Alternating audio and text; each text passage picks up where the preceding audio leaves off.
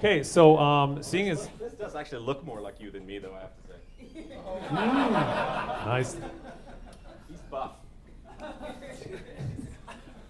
So now we have some time for some Q&A. We have a microphone over here. It's not often you get to hammer these guys with questions, and now they're in a vulnerable state because they've been speaking for a long time. So you might be able to catch them. So does anybody have any questions they'd like to ask either Steve or Michael? Oh, bring it on. I'll throw one out. Okay. 1 minute pitch on your product. Tell us about you.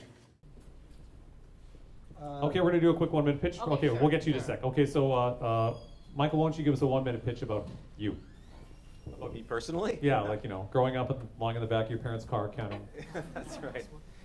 Well, I can't talk about myself. I'm going to talk about our company and our team. So, Paul and I started Ayogo in 2008 because we thought that games and game mechanics had the potential to make the world a better place. I mean, there's only so many aliens you can shoot and only so many cars you could race before you start to feel like maybe there's something better you could be doing with your time.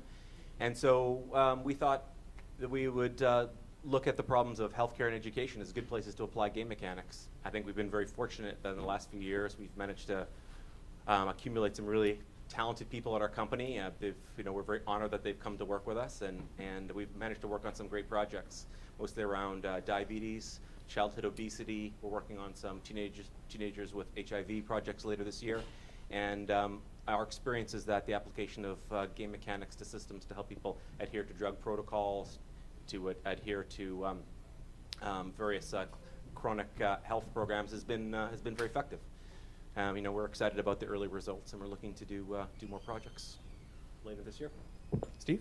Yeah, so thanks for asking. So Pug Farm is actually a technology company, which it didn't start off as. We started off as a game company, but had built some tech that turned into a pretty incredible platform that we use now to really deliver 3 different products. So one product is the gamification piece, which we sort of loosely define as just motivating people's actions by giving them virtual rewards. And the first important point is that it's not badges. We actually don't give them badges. We give them virtual items, which is the second part of our system. So we have gamification, but we also have virtual item gameplay systems. It allows people to take these collections of things that they've earned and do fun and interesting things with them, which we haven't seen anybody else do. And then the third component of that is taking those collections of items and creating social connections with them. So those are the 3 parts of our platform, that if you have a collection of items and I have a collection of items, the system will actually find each other. They'll find us. And we found that clients are extremely excited at the thought of a single platform that delivers all 3 of these unified components under one hood. I have to shout out to Switch United, who's here at the back there. They were one of our very first clients, and they used our platform in the Ice Pilots TV show, delivered engagement metrics that are off the roof, like off the chart. Through the chart. Along with Milli Vanilli. That's right.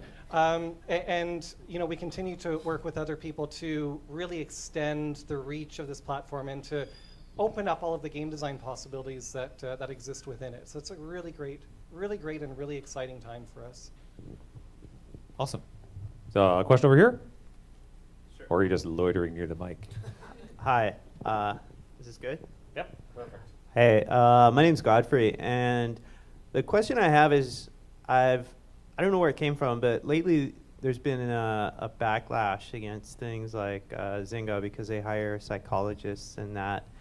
And I guess the idea is there's a certain portion of the population that is just compulsive, and they are the kind of people that are addicted to gambling and different things like that. And just kind of, when does that cross the line, games get into something like gambling? Like, for instance, in the US, gambling's still illegal in a lot of places, and I know certain gamification strategies have sometimes ran into that gambling legal issue. So I guess, a lot of what you guys have talked about is just kind of moral good and stuff like that. Like, how do you know when you've crossed that line? So you're asking about the moral threshold of tapping into somebody's compulsions or overdoing the persuasion and making them do something that they really didn't intend to. Well, I guess, like, it's not everybody, but there are some people that do really go for compulsive behaviors that a lot of games kind of will. Do you ever cut people off? You say, hey, you're playing this game too much or something like that? Or do you have any kind of, I guess, closed loop where you reflect if your games are sort of really targeting those type of people, or are they targeting the general population? I think you're actually touching on a pretty fundamental failure of the industry to monitor those sorts of things. And I think the reason that it doesn't get monitored is because the impact of those kinds of behaviors isn't as dramatic or as severe as it is with a compulsive gambler who's actually losing money. People that are addicted to games are just losing time, and it's a much more insidious monster that's infected them. It's one that causes their personal relationships to falter, and eventually but it's not like I'm out $100,000. So have I personally taken on that challenge as something that I'd like to remedy? No. Is it something that concerns me? Somewhat. To be completely honest with you, I would love for any of our games to get to the point where I knew that was happening, because that's actually a great story. I don't mean that on the human level. I mean that the number of games in which that sort of thing happens is relatively small compared to the number of games that are actually out there. Sure, and I just add, I agree with the things Steve just said. I thought it was very cogent, but I would just add the additional thought that, it's not just about the behavior at the extremes that matters. I think, we had a humorous debate earlier, but I was trying to make a point in one of my answers that it's about honesty. We have a lot of power as game designers, as people delivering software to young people, software that appears in people's pockets. They're there every day. I think we have a responsibility. Game designers, just like anybody, someone making a car, somebody designing a roadway. We have a responsibility to make sure that we're applying our expertise and our skills in a way that's morally responsible.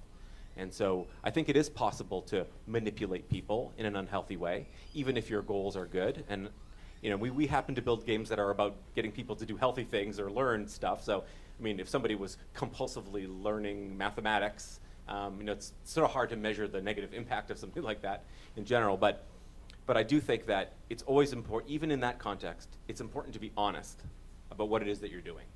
We are manipulating your brain chemistry. And if you do look at some of the more contemporary research that does link obsessive behavior with video games, they are now, I think, fortunately, starting to question the direction of that relationship. Like, is the person already predisposed to that sort of addictive behavior, and can you just give them anything that has those pathways and they'll get trapped in it? So it's not that the games create that behavior as much as they expose the fact that the person has a predisposition to them. So that's a debate that's still raging, and no matter where that side comes down, I think there's still a certain degree of responsibility that needs to be pointed at the industry itself. Yeah. I'll just make one more point about it. So I think earlier I talked about studies that were done, in the 70s and 80s even, showing that extrinsic rewards can have a demotivating effect. And so when we're applying game design principles to, workplace training, and we don't design the game effectively, that is, the game mechanics that we use or the rewards that we provide distract from the goal, and a person doesn't learn everything that they could learn, well, that's unfortunate. You're teaching a child at school, and your game mechanics fight against the learning. Well, that's terrible. And if you are working in a healthcare application, it could be catastrophic.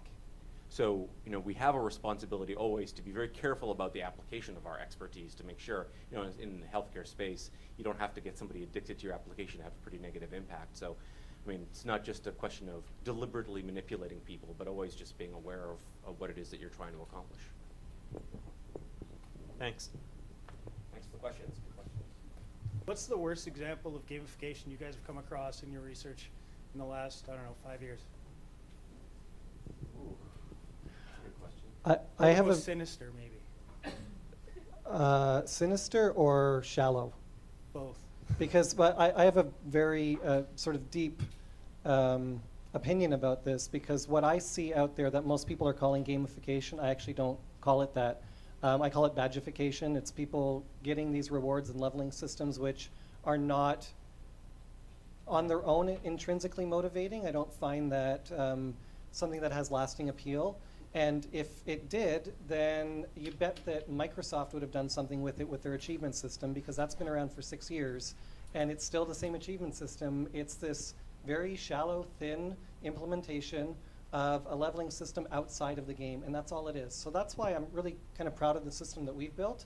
That does allow rewards through those discovery pathways, but that's just the beginning of the experience. So really, to me, anything that just has levels and badges is a fail. That's not a successful application. I'll take it one step farther. Anything that doesn't have a long-term revenue generation strategy is not a successful example of gamification. And again, every badging system I've seen falls into that category. They can talk all they want about how they're going to monetize that experience, but if Microsoft hasn't done it by now, you ain't gonna do it, because they've had 6 years to work on that opportunity. Damn, that's not going to do that Monday. Okay. Thanks for wrecking that idea. I think I just freed up your day. Yeah, I just got back from a conference in Las Vegas, which is a tawdry place. It's a very classy way of putting Vegas. Tawdry. That's nicely done. So I did have this weird sort of surreal experience. When of course, the casinos are all in the lobbies of the hotels there, right? And it's like walking through a giant 1960s Skinner box experiment with all these people just poking buttons, and it's like, people get up and go outside, talk to each other, do something. But I was there for an e-learning conference, and I saw, companies that shall remain nameless, who have added, what Steve has correctly identified as precisely the wrong thing. That is, they have added, just taken a system that was already not working, was not very effective, and then placed badges and points on top of it as if it was going to make a difference to how people behave. I think people want to learn, and distracting them with a tic-tac-toe game or giving them points or badges when they do the things that they were already having a hard time completing. We haven't designed this lesson very well, so let's give somebody a badge to motivate them through it. It's just not effective. It just doesn't work. And I was arguing against specialized skills a little bit earlier in the debate, but I really think game design is not easy.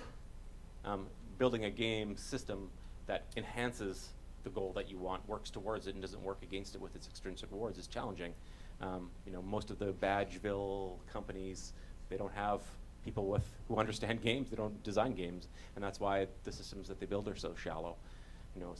Steve's company is a good example of a company that actually understands that it's the game mechanics that matter. The points just express the game mechanics, and that's how you pull people in and keep them moving forward. Thanks. Okay, do we have any more questions? Yep. So I'm sort of having a hard time understanding the difference between games themselves versus gamification of something, and how you would use gamification on a like some serious kind of business like application, for example, that people use a lot. Like, let's say, for example, like the tax forms, the e-tax system. How would you gamify something like that, and how does it differ from games themselves? Well, so you gave the example of a tax form. Yeah, or a banking application. Or a banking application. I'll pick a similar sort of example. So we have a project that we're going to be working on in the spring and summer. Teenagers with HIV. So one of the sort of the cruelties of chronic healthcare in that context is that when you do the right thing, nothing happens. Right? There's no reward really for doing the right thing, except that nothing happened. When you do the wrong thing, something bad happens. But it's actually it runs counter to human behavior to reward somebody with nothing. And so the system that we're building gives the participant something positive that happens to them in that case. And in the case of our particular game, it's some social play that orients the teenagers with each other rather than with authority figures, so they're providing each other support in the environment in which they live, which is, they live a very challenging life of having to manage these very complex drug protocols. So when they take their drugs on time, something good happens. They get some additional gameplay. They get some virtual gifts that they can share with each other. They get some social play. It's not intended to be, a fabulous, wonderful game. We're not trying to build Halo. We don't need to build Halo. In fact, it's counterproductive to have them in an environment where the gameplay is so fun and compelling they just want to be there all the time. All we want to do is give them a few moments of positive experience as the result for having done the right thing. And I think so much of the time, that's all we need is really just a small nudge. We don't need, is what I say, it's about understanding how to apply the right mechanic in the right place. We want to make sure that the mechanic we apply doesn't pull against the behavior we want. In this case, we just want them to think, I just did the right thing, something good happened, I get to do something good for my friend when they do the right thing. I can tell you how we would approach that example that you just gave. The first question that I would ask is, what are your business objectives? Like, what are you trying to accomplish? So you've got this user that's coming in to fill this tax form. What do you want the outcome to be? I don't know if you know. Do you? Well, it would be for the the government to settle the account, I guess. Whatever, that's what the government would want. For the user, though, given your example, it's a negative, possibly a negative experience, because you go and you do all this work, and at the end of the day, you end up having to pay the government money. So it's kind of the reverse of a reward. If you owe $10,000 on your taxes, you ain't gonna feel better if someone gives you a little badge because you filled out your return properly. So it's a very fundamental question like that. Within the context of the service that we provide and the platform that we have, it's probably not a good fit, because for the most part that user is coming in a single channel as a single user with no other community that they expect to have an interaction with. It's not a fan base. It's somebody that has to do something that they probably don't want to do. Are you going to give them badges and rewards as they make their way through and make little chimey sounds? Maybe. Do they feel better about it? Maybe. I probably wouldn't touch that one. When it comes time to engaging communities and having them feel like they're part of a larger system, which people doing taxes don't. I don't want to compare my tax return to somebody else's unless I know that I've got a better return. So generally speaking, that's like a silo, and it's not something that I would recommend doing very much on. Let's put it that way. Oh, wait, actually, so I would take on that particular challenge, and I take it on this way. I mean, I can't sit here and design an application on the fly with the lights shining on me. It's a lot of pressure, but I would look at it this way. I would say, what is the already existing play? Because just about every kind of human behavior can be distilled down to a kind of play. There is some artificial conflict, it's bounded by rules, and it has a measurable result. That's basically the definition of a game. So what are the rules that bound my tax return? What is the measurable result, right, of that behavior? So I'm not going to be motivated by a badge, but I'm motivated by not going to jail. Right? I'm motivated by knowing that I may have to pay the government $10,000, but I could have had to pay them $15,000 if I didn't do it right. So there are lots of small things that we could do to encourage the person along the way so they know they've done the right thing. When I fill out that tax form, what feedback does it give me that I did it correctly? A little bit of feedback goes a long way. So just telling me that I did the right thing, giving me some feeling like something happened. I remember when I first completed my LinkedIn profile and I finally got the bar to go all the way to 100%. I was like, okay, it's going to be 100%, and I clicked, okay, and then nothing happened. I was like, the next time you want me to fill something out, I am not going to do it, right? Because I didn't get a reward for it. So on the tax form example, maybe every time you make a mistake, you see a bar from a prison cell, and as soon as you get 5 of them, you actually get a call from the police. Is that how that would work? Well, yeah, I mean, something like that. But games don't always have to be, badges and points and so on. Just a little bit of positive feedback to reinforce the correct behavior. But if you made it fun, I work at Big Park, which is part of Microsoft, and we're downtown, and we're 3 floors above the Canadian Tax Appeals Division, which is the most grim elevator ride from the 1st to the 3rd floor you could possibly imagine. It always has some guy sweating, and there's some guy well dressed with a briefcase with them, and he's just dying, and they get out, and you're waiting in the elevator, and they're getting into the elevator going, I know where you're going. And the door opens up, and even it's just this soul-sucking sound as the door opens up, and Big Park's got concrete floors and cool colors, and then there's some forestry, and the College of Physicians and Surgeons are all there. They got these really cool floors and colors, and the tax is just like Mordor. Those doors open, and people just go in there like, oh my God, and they walk in there. So, and it's because people have usually either dodged something or they messed something up or they're just appealing stuff on their taxes, right? But I would imagine I would like to do my taxes if you know, you get your T4 and you get all your forms and you're putting it all, you're inputting your information. I bet you anything, if you made it visual and you made it really interesting and fun, you gave them a visual journey to take, more people would do their taxes online. Right? If you just said, hey, do your taxes online. How big? Yeah, you know, you're writing off a portion of your house. Click how many boxes, how many rooms you have in your house. Boop, boop, boop, boop. Okay, which one is your office? Boop. Okay, we calculate that at 10% of your house. I think if you made it fun for people that wanted to do just basic taxes, more people would do it online, and the government likes it when you do it online because it saves them money.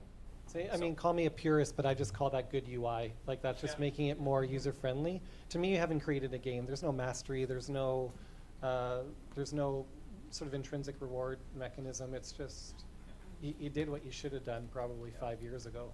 Yeah, I remember. Yeah, I remember when back in the day when there were like usability studios, and you would be building a website. You would call a web usability specialist, and they would come and test your website and tell you if it was usable. There are no such people, because there is no such discipline.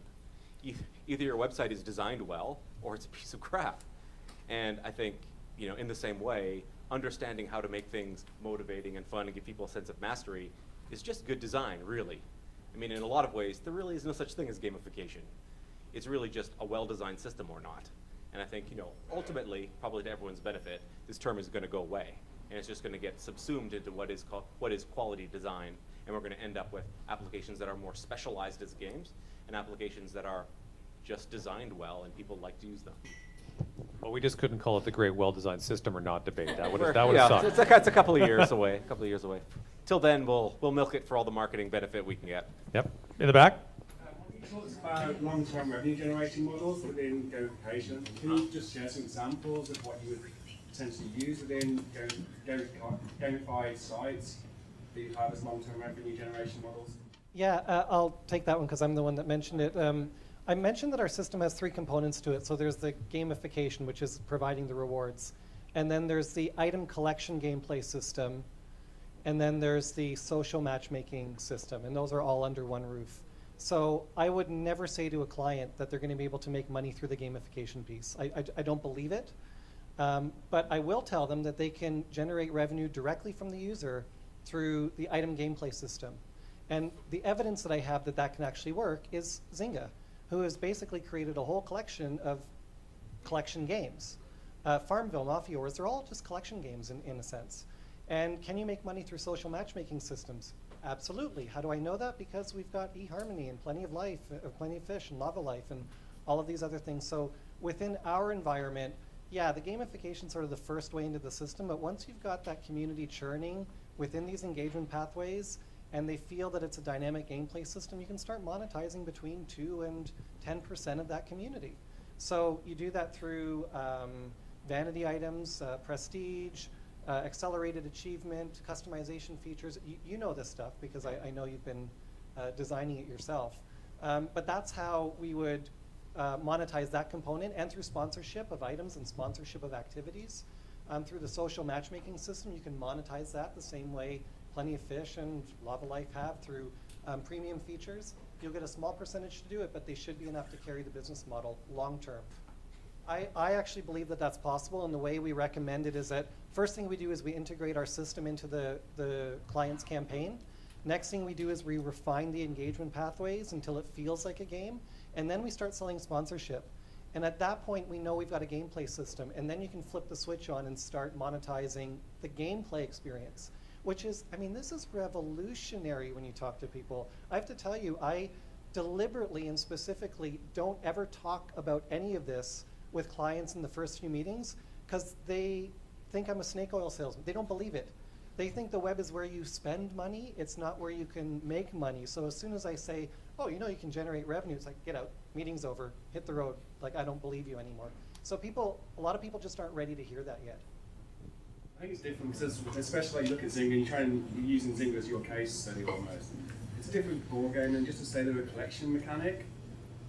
I think that's, as bad as everyone like probably hates Zynga in this room, I don't know whether people do, but it's a disservice to Zynga to say that they're just a collection mechanic. They do have a lot more going on, and you look at what they're actually doing. And so to sort of try and analyze that as a way you can gamify the experience with it on the website, I find to me it's a stretch to try and analyze it that way. I think they're two different things that are very separate entities to each other. Well, Zynga makes a complicated example because they're a collection of gamified systems wrapped around actual games. So, we typically work in environments like healthcare and education where there is no direct revenue model, right? Where you're not generating money directly from end users. In our space, there's plenty of ways to generate revenue. Healthcare is one of the few industries that absolutely dwarfs entertainment and games. I mean, the amount of money spent in healthcare is enormous. It's an incredibly expensive set of problems that we can solve. And if you can move the needles at all, you can save huge amounts of money. If you are a person, and this is an unpleasant example, but if you're a person who's who has HIV, you have an HIV cocktail. If you don't stick to your prescription protocol, they have to switch your cocktail.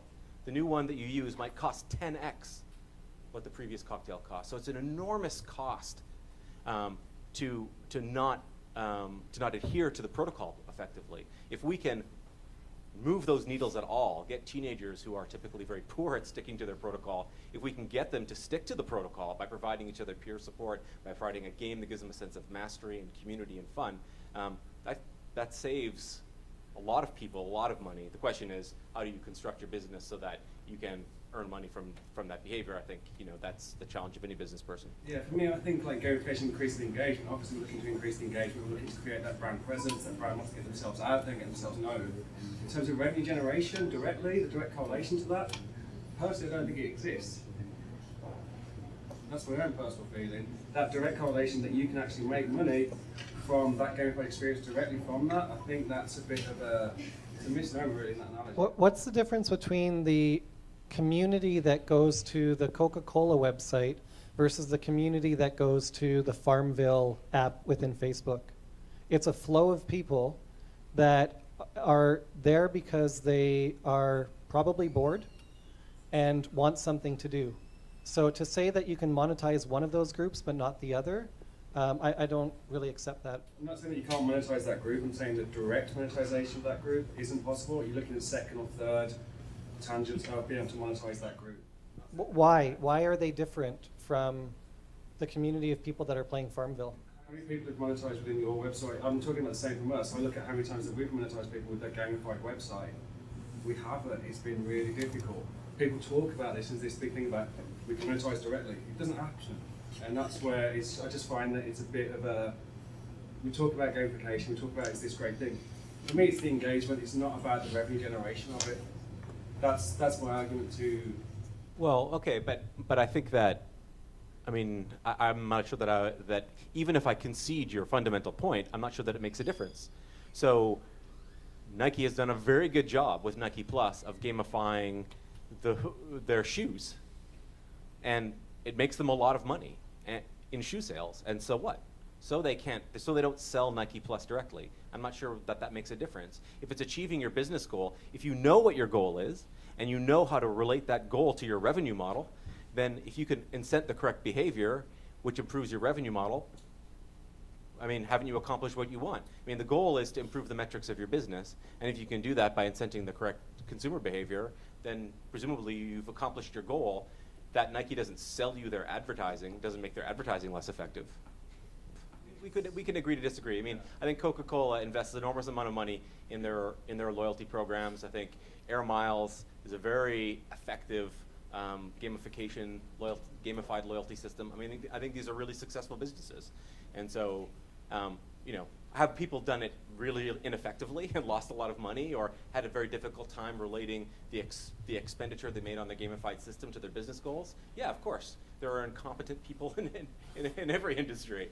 But I think we certainly have, at this point, lots of good case studies that we can clearly identify where using game mechanics and game technology has produced high-quality business results. We've got a whole collection of case studies from the e-learning space on our website right now. People have important metrics related to corporate training. They have used alternate reality games to train their customer support staff, and they have moved the needles the way they want. Needles that they know relate directly to the business goals of their organization.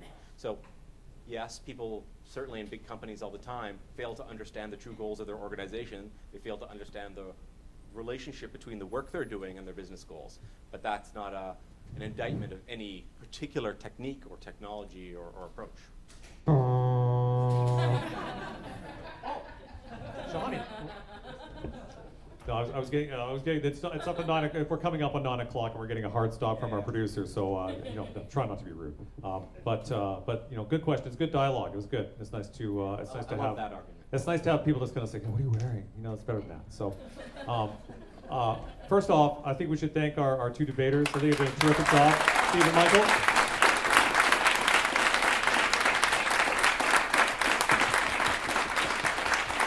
And thanks to Shehani and everybody else at Iogo that put this on. Yay, Shehani! And of course, I have to say, of all the debates I've ever participated in, this one has been by far the most recent. But you did a great job today. So thanks, everybody. I had fun. It was a really good time. So, until next time. Thank you, everybody. Okay.